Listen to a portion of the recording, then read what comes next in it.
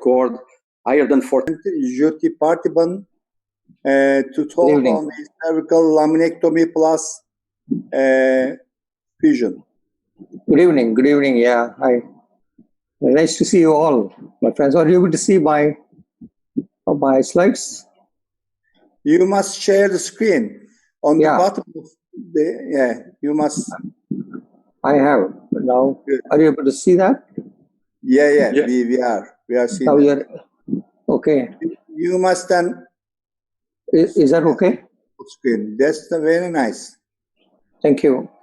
Yeah, it was very nice to listen to so many discussions so far.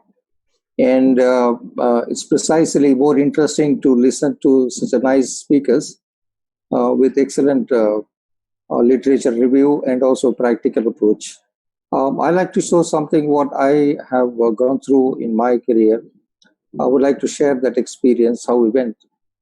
But the moment we say that it is laminectomy infusion, I clearly mentioned here that it is more than 2 levels, 3 levels. Most of the 2 level we do anterior approach as per the history, but then now with the 3 levels, we try to change our concept. But initially, as we all know that, we are very much interested in laminoplasty, and this is what we were using it routinely. And Kurokawa, you can midline split.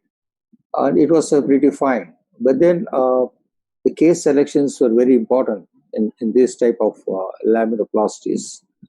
And you also saw that, there are some wires are being used.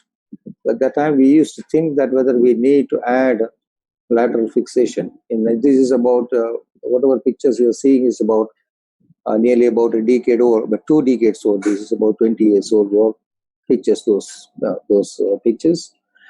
And this came in many years. In 1996, we did this kind of laminoplasties. It's called the expansion mini plate laminoplasty. Later on, it went out of the practice from many neuro and spine surgeons. But I found this was very interesting. But in this case, in 1995 December, I did first. I was very young, so I went through anterior. And I was not able to do well. But then when I came back and realized that there was a kyphosis, and then I have to go back and then remove the spinal laminar, complete, split it spine into 2, and then place it to the sides of the lamina and fix with the mini plates.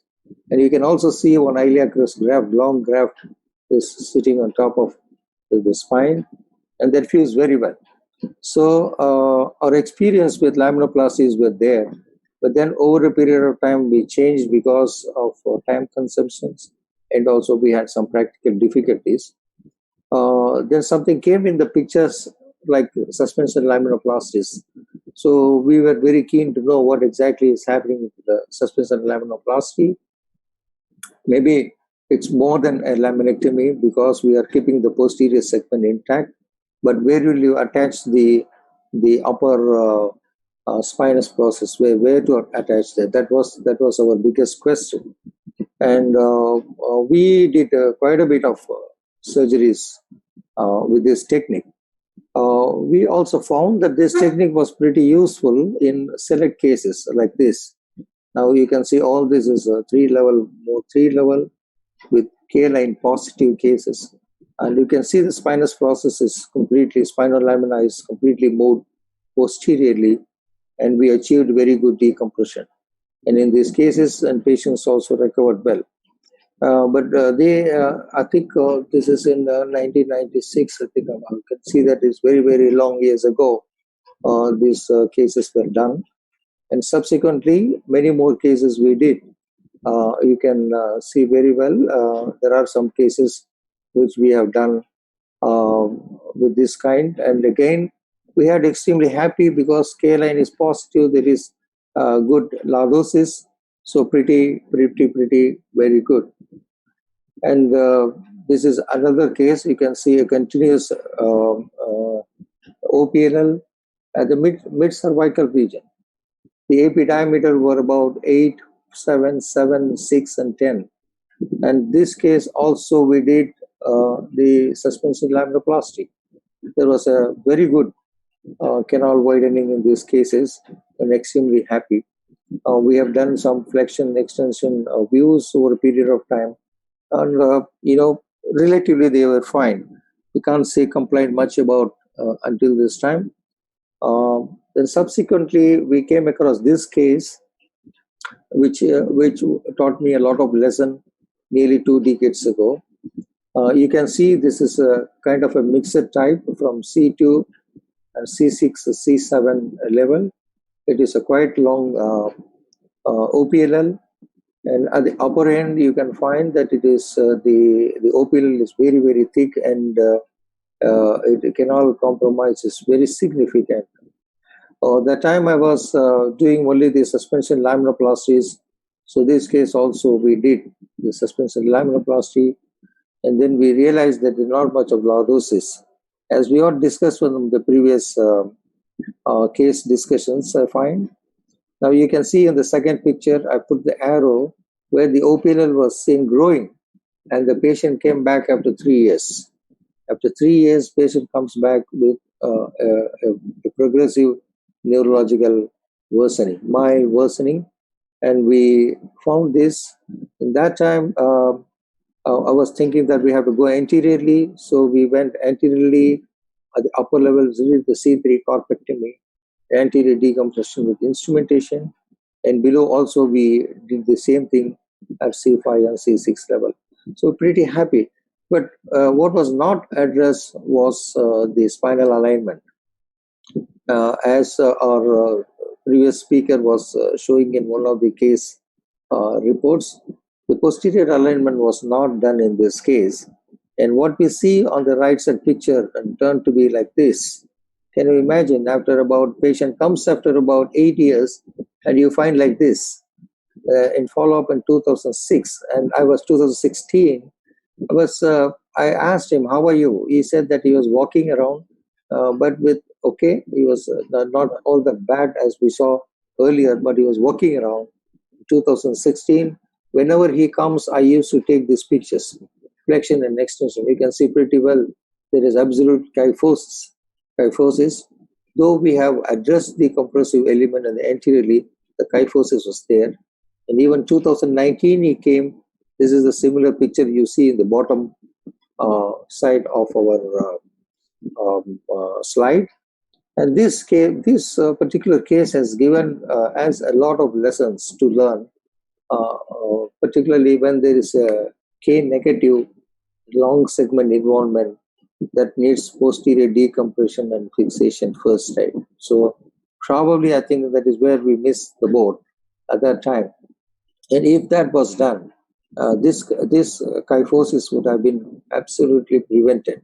That's what my feeling is, because there was a progression in OPLL, there was a progression in loss of lordosis, and there was a progression in kyphosis. So posterior decompression at that point of time, maybe when we did the laminoplasty, if we had added the lateral mass fixations, probably would have solved this issue in this case. So this gave a lot of insight into the surgical management of long segment OPLL disorder. Then we started doing, as we all said, that about what is more laminoplasties. We lost interest in suspension laminoplasty. And then we realized that this is a laminectomy. Yes, laminectomy alone is very good in many, many cases, as Oscar was telling, particularly in old age patients when the spine is very rigid. So we have to do the functional, sometimes functional MRI we can do, and also we can do a flexion, extension, and neutral X-rays. So there are few cases of very, very limited three segment continuous C4 to C6. We just did a C4, C5, C6 laminectomy in this case. This is another example of a mixed type from CT to C5. Here we done the CT to C5 laminectomy, and there's not much of fixation was done in these cases. We select whether to do a fixation or not to fixation. That we have to learn over a period of time. What happens to these type of cases when there are very nice lordosis is persisting. So a continuous follow-up is required. As we know that, with the follow-up, it depends on the patient's interest, not only the doctor's interest, but the patient's interest as well. Now, this is another case. You can see here, from C2 to C5, there is a continuous type of OPLL, and the K line is positive. A good lordosis is there. Now, in this case, what we have done, again, you can see we have done C2 has been removed. C2 spinal laminectomy was done at that point of time. You can see at the C2, up to C2 to C5 laminectomy, and C2 spinal laminectomy. C2 was removed, cervical. So that point we were thinking about, should we remove that C2, the spinous process of C2 completely to do the decompression, because the compression at C1 was not that great, but the compression at C2 was significant. I would like to go through that in my next slides. I'll show you one more case here. This is another case, very, very long case, very, very long case with a mixed type, multiple level from C2 up to T1, and from there down you can see the ligamentum flavum was thickened at T2 level. T1 and T2, ligamentum flavum calcification was there. Here is a very pretty old man. This gentleman was about 72 years old. Now we decided to, as we were discussing, it is a rigid spine. The flexion and extension X-rays were not showing any worsening, and even at the operative during the surgery, we found the facet joints were very much fused. So we have to do a long segment laminectomy here in this case, pretty rare type. Our interest came in.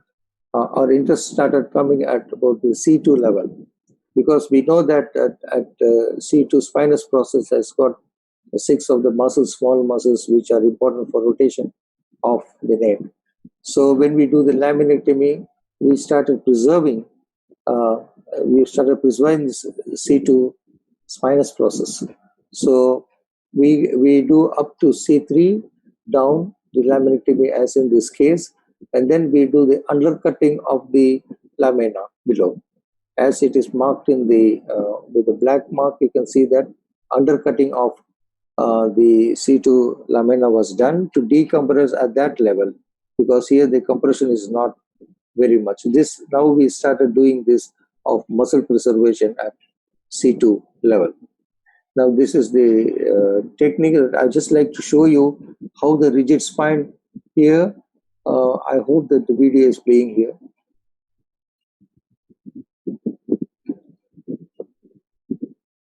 I think the video. This is a 70-year-old gentleman. I'm sorry, I think the video is not playing here. Now, we usually, what we do is, after doing the laminectomy, we examine the facet joints, and move them, and try to see whether it is moving or not. Is very much rigid. Quite often, you can find all these things pretty rigid in this region. This type of when it is rigid, we try to avoid fixation. As Oscar was telling, laminectomy alone give a very satisfactory result. Sorry. So just I'll go back and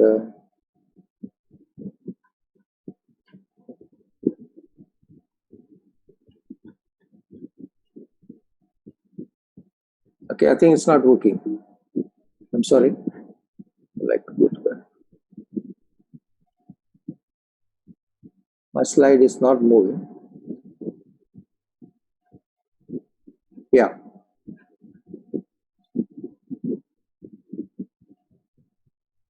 Yeah.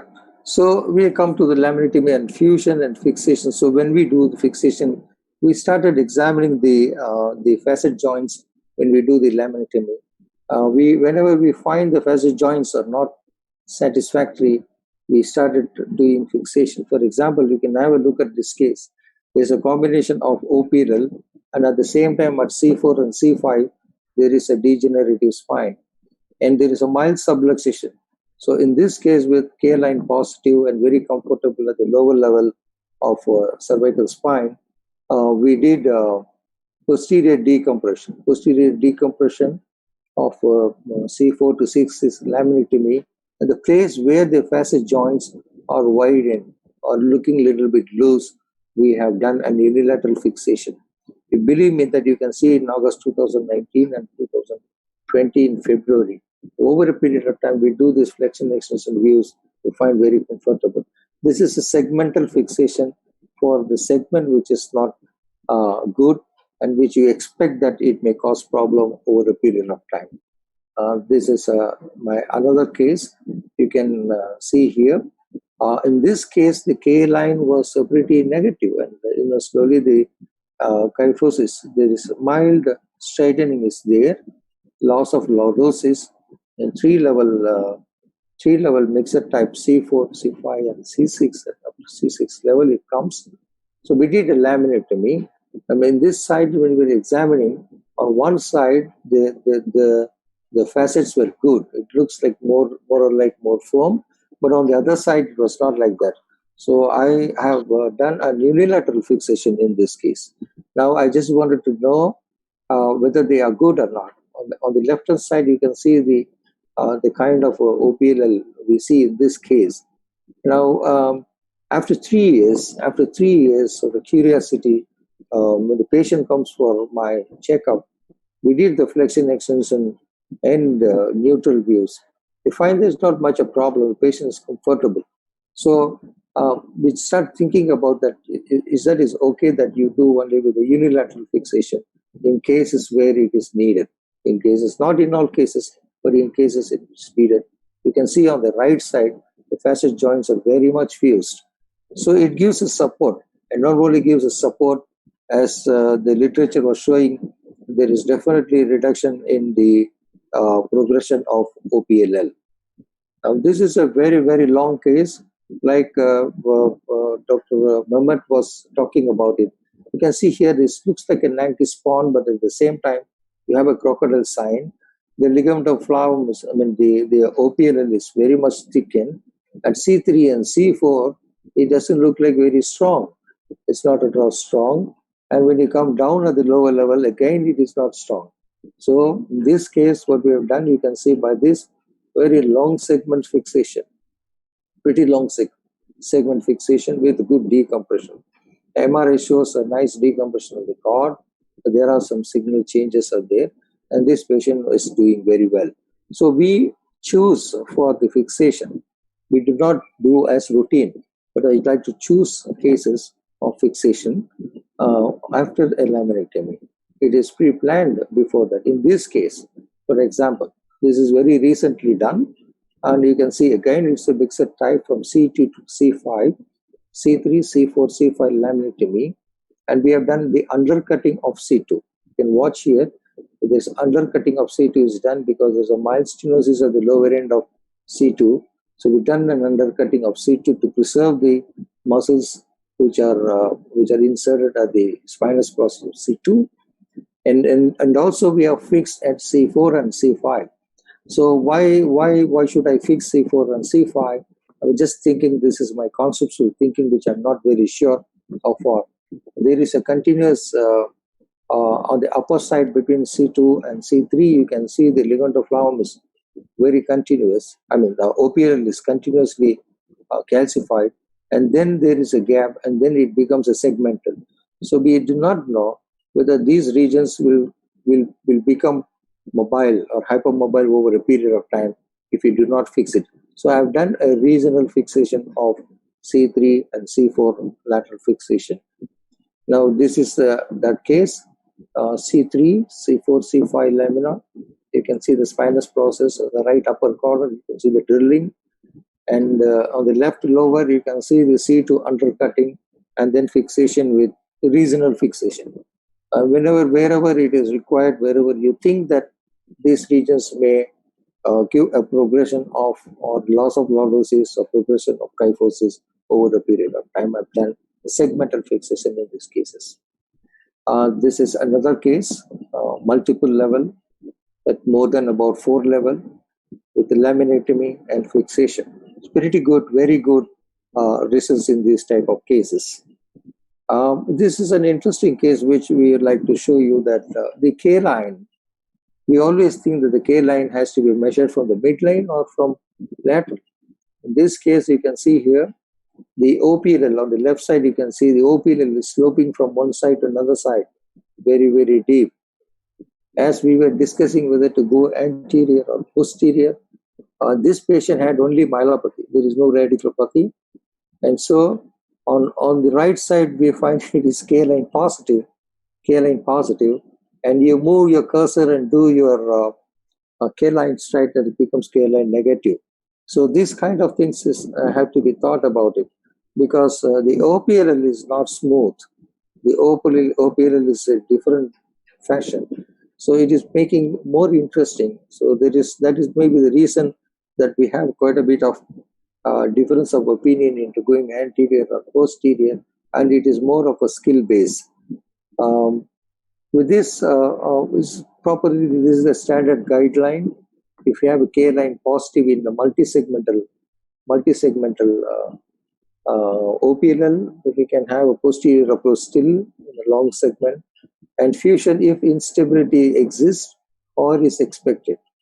But on the other way, that if it is negative, and usually in a small 2 level, you can go anteriorly, otherwise you go posteriorly, decompress and fix it. Thank you very much. And if you need, you can add an anterior approach also.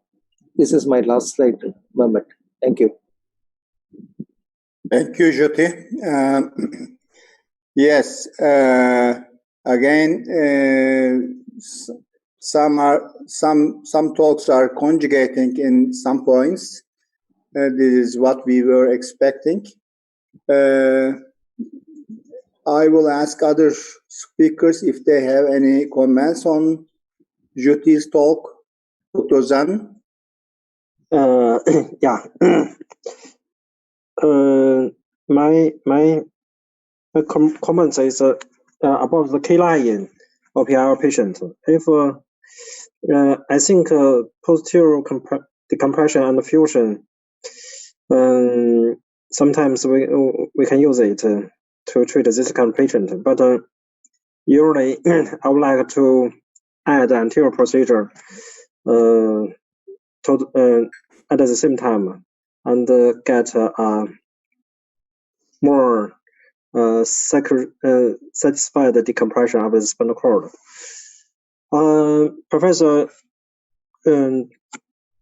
Parthiban, do you think posterior decompression and fusion, you can adjust the curvature of the cervical spine to K-line positive for this kind of patient if you use a posterior approach only? Can you repeat the question, please? For K-line negative patient, if you use a posterior decompression and fusion surgery for this kind of patient, do you think you can adjust the curvature of the cervical spine to lordosis? It's difficult. It is not possible. That's what I was telling. I said about, so up to 2 level, we go anteriorly, clearly. But the problem comes when you have more than, you saw all my cases. And all these cases are multi-level cases. I have not shown you the 2-level cases. Jutty, I think the question was whether if you have a K-line negative and if you do posterior approach, can you make this spine lordotic with posterior approach? No, it does not come. See, that's what in one of my cases we found it was looking as if it is getting reduced, but after some time you find it comes back. But your posterior stabilization holds on. It does not progress. That's one important point which I would like to make. Maybe I think one of the cases which I showed, which showed that posterior fixation when it is K-line negative, just like K-line negative. There was an important discussion I would like to make at this point of time. Now, when we say K-line negative, is that when the the line that crosses the OPLL surface. Am I correct? Okay. Now, there are in few cases, it is at the borderline. It's exactly the borderline, and I'm not very sure. And when you do flexion and extension, it just changes a little bit. Now, in those cases, it's very difficult to say. So the K line positive looks pretty comfortable, but if you follow up these patients, they slowly become over a period of time. They may come towards K line neutral and then K line negative. So these borderline cases. Your point, the question which the answer is the clearly, I tell you, with a large amount of K negative, that is K line negative, it is very difficult to correct the lordosis. The kyphosis cannot be corrected. Yeah. Okay, there are some questions from the participants. We must answer them. What about C5 and C6 palsy in those patients? Okay, I had only one patient, but that was not in OPLL patient, in myelopathy patient, a patient who had got degenerative disc osteophyte, but not on OPLL patient. Another because question. My decompression does not go very lateral. I try to limit the decompression about 20 millimeters and with a little bit rim on the lamina. But I do not go very, very lateral. But somebody says if you perform a foraminectomy, the incidence of C5 palsy is less. But C5, I do not know about, I think the faculties can say, but C5 nerve root, I had one patient, but that patient is not OPLL disorder, but the patient had degenerative cervical osteophyte. Another question, can we stop at C7 when fixing posteriorly? No, it has to go up to T1 or T2 because C7, that's a junctional area. So still we get into trouble. C7, whenever C7, I either stop at C6. If you want to do at C7, then I go up to T1. Okay. One other question. Does Dr. Jutty say that unilateral stabilization is enough for posterior stabilization? Yeah. Did you say this? Yes, that's what I showed it. See, rather than I say I have shown in some cases. That's important because we have used unilateral fixation in many instances. Not only here, when we do tumor resections, when we do other surgeries, we have done unilateral lateral mass and pedicle, and we are very comfortable. There's not much of problems. I really wanted to know about this from other faculties too. I agree with you, Jutty. I also have experience with unilateral, especially with tumors. If I go and remove tumor with unilateral approach and I have to violate the facet, I go with unilateral fixation and I'm comfortable with that. Yeah. What about, can you predict that the facets are fused with preoperative films? Yeah, that's correct. See, that is what my point here. My point is that previously Oscar was telling this point is a rigidness. Now, how do we assess the rigidness? Either we can do a flexion extension neutral view and then see the measurements. We can see the corpse angle. We can see everything to find number one. Number two, we can assess it from our X-ray. The CT scans. We assess the facet joint and then perioperatively. In all my cases, I do per-op. I observe the facet joints. If the facet joints are very much fused in elderly, then I would think 2 times or 3 times to put instrument. But if they are mobile, then that means that I'm sure that these patients are mobile, they can progress. So I put the instrumentation. Okay. Another question, do you use posterolateral grafting, fusion? I use the facetal graft. Posterior fixation or just fixation is enough? We have done just fixation, but in a single level, we have done the facetal fusion. That is on the other side, we drill it. Both sides we drill it and then put a lot of grafts, which we have taken already from... inside the facet joint? Facet joint, yeah. I just drill the facet joint and then put the graft there. I'm talking about wherever I use the lateral mass fixation. Okay. Can I make 2 comments? Yep. Yeah, please. Yeah, Jutty, very, very nice presentation. Regarding this undercutting, you nicely show for me, it's a regular technique nowadays, because whenever you see there is some regain of lordosis, you will always find some little corner upwards and lower compressing the cord. So undercutting always. It's part of my standard technique nowadays. Very okay. Good, yeah. And the other thing is also with unilateral stabilization, we do this also, especially on those cases that are a little bit longer. You manipulate a little bit more muscle dissection, and preoperatively the patients have an increased SVA. So you want to give some support to these muscles that have been touched, and I think it's a good. We did it unilateral as well. In some cases, longer or smaller, we have done it with good results, and you save money. Correct. Absolutely. Yeah. Okay. Can I ask a question? Yep. Yeah. Okay. If a patient has a continuous top of OPLL with a rigid cervical spine due to the OPLL, will you add extra fusion after laminectomy? Okay, yeah, that's what, posterior, you're asking about anterior or posterior? Posterior. Of course, posterior. Okay, yeah. See, I go by seeing the, lordosis. If the lordosis is well maintained. Yeah, I mean the lordosis is okay, is good. The key line is positive. Yeah. So you mean at the upper level of cervical spine or the mid level? No, continuous type of OPLL. Oh yeah. The spine rigid. Yeah, if the spine is rigid, I'm not doing it. If the spine is not rigid, I fix it. I like to fix it. Okay. Now the question of fixing is up. Question. Yeah. Oh, thank you. Up to where we have to fix.